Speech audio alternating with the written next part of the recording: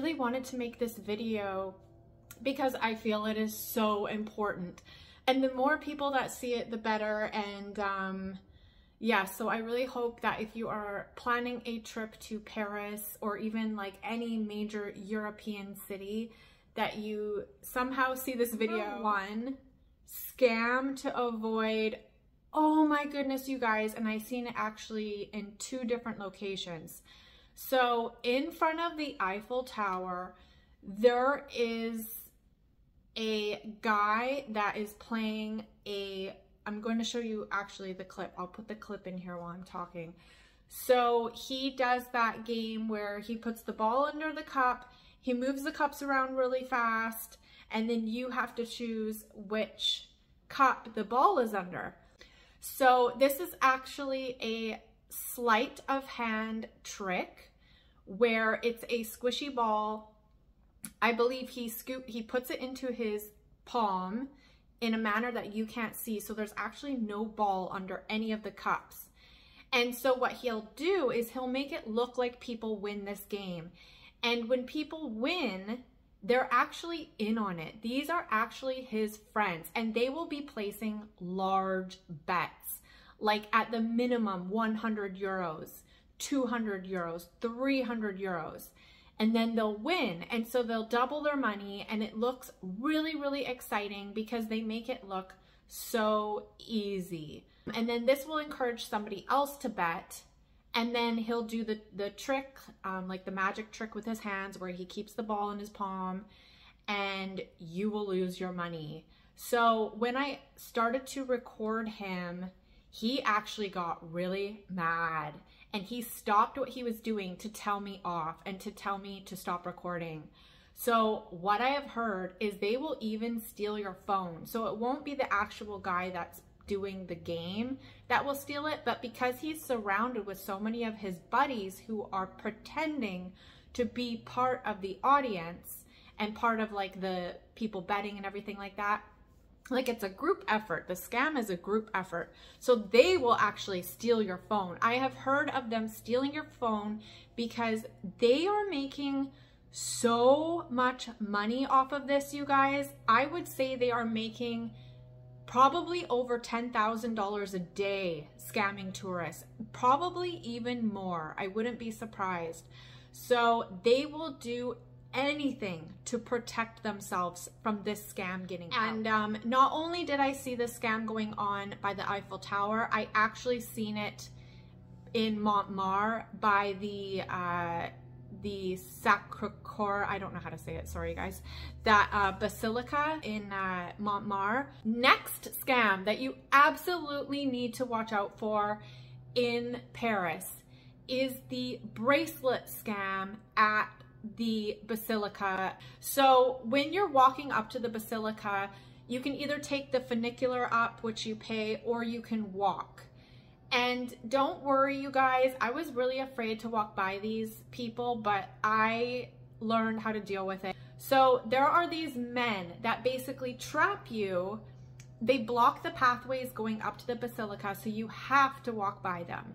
And they will go up to you and they're very aggressive. And they will try to grab your arm and put a little, it's just a cheap thread bracelet. I don't know how to explain it, like a string bracelet. So they'll go up to you and try to put this on your wrist as absolutely fast as they can. And you cannot be polite to these guys. If you try to be polite to them, they won't care. Like if you're just like, oh no, like you're like cute and you know, you're just trying to be nice, like no thank you. They are not going to listen. They're going to aggressively put this bracelet on you. And so the reason they're doing this is because once the bracelet's on you, they demand that you pay them now for the bracelet. But the bracelet is like worthless and you didn't want the bracelet. So do not give these people money. They are scammers. Treat them as what they are. Do not worry about their feelings. I made it so that they could not grab my hand. Like I would just hold my hands like this or like put them in my pocket. Just aggressively, if they start walking up to you, say, get away from me, and walk fast, be really assertive. And I think because if you're really loud about it, like if you're like, don't come near me, I know what you're doing. I don't think they like that for the other people. So they're just gonna do away with you. They're just gonna want you to continue on and shut up. So just know, be aware, they are blocking the pathways going up to that church in Montmartre. And yes, it's called the bracelet scam, and they will start to viciously yell at you if you don't give them money. There is another scam that I encountered at Montmartre, and you need to be aware of. This goes on at any major tourist area in Paris. I've heard this goes on by the Eiffel Tower. I've heard this goes on by the Louvre. So be on the lookout for this. So this was in Montmartre again, at this basilica. So it was actually on the way down one day. And so what they do is they will block the path. It's a group of women usually.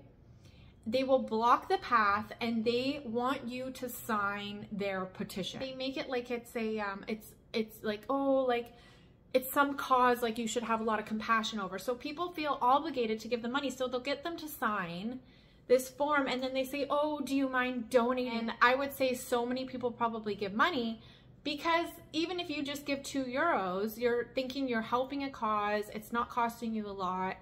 But these women, they are scammers. None of the money that they're collecting is going to any cause.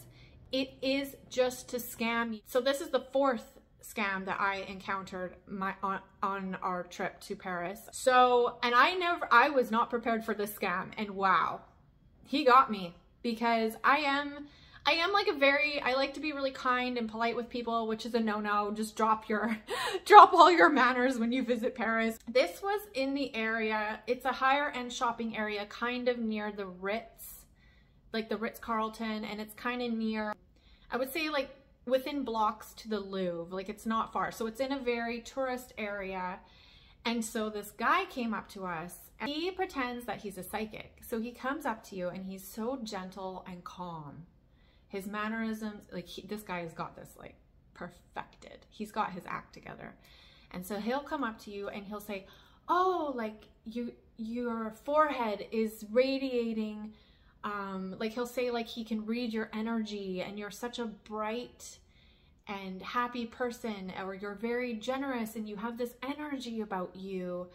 And so he'll kind of do this like mini reading on you, which is a very flattering reading. So he was like saying all this kind of like psychic stuff, but which really could apply to anybody, right? It's not like specific to you. It's not like he actually is a psychic. Okay, so he pretended like he asked me some questions, and before he asked me those questions, he pretended to write down answers.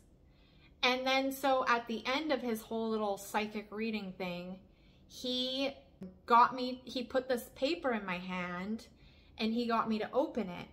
And I'm such an idiot, I didn't realize this, but he did have my answers down, which I was like, wow, that's so crazy. But when we look back, we realize how he actually switched. I can't remember how he did it. It was like a sleight of hand trick again. I can't remember exactly. Sorry, you guys.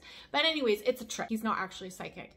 And so what was really weird about it too is how he kept getting really close to us.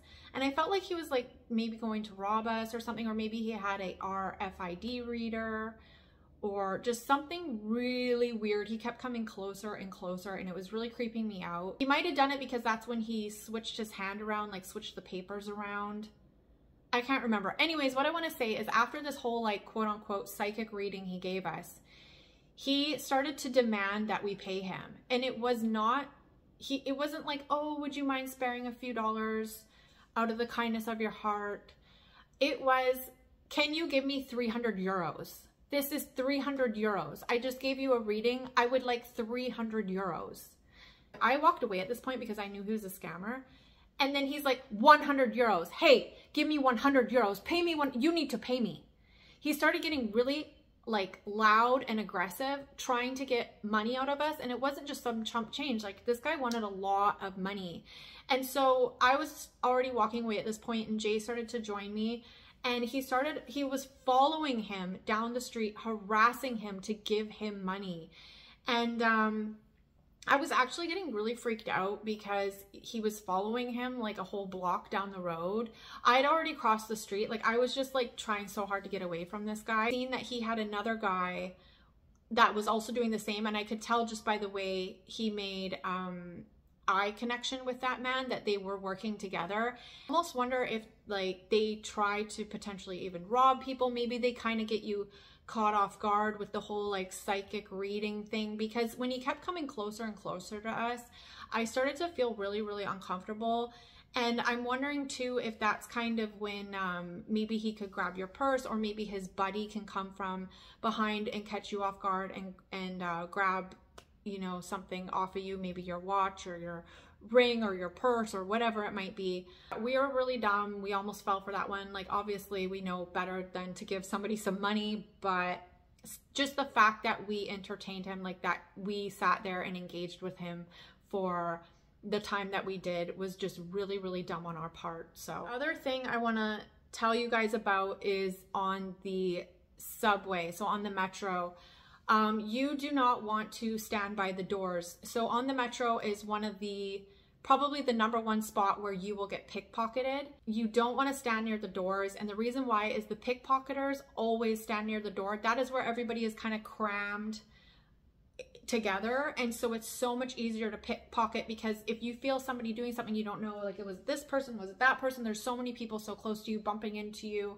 And another reason they stand by the door is because once they steal from you, they will get out of that place, out of the subway as fast as they can. So make sure that you have your bag in front of you. Make sure that you are very aware. Never keep your phone in your pocket, your front pocket or your back pocket. Do not do it. Do not keep your wallet in your back pocket or your front pocket. Keep everything in front of you, zipped up and secure. They are so good at what they do that they're able to even unzip a bag without you being aware. So I mean, hold your stuff in front of you, be aware, and do not stand by the door.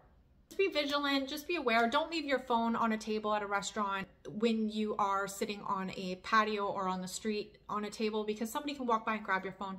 Just be vigilant, think ahead, plan ahead, and stay safe.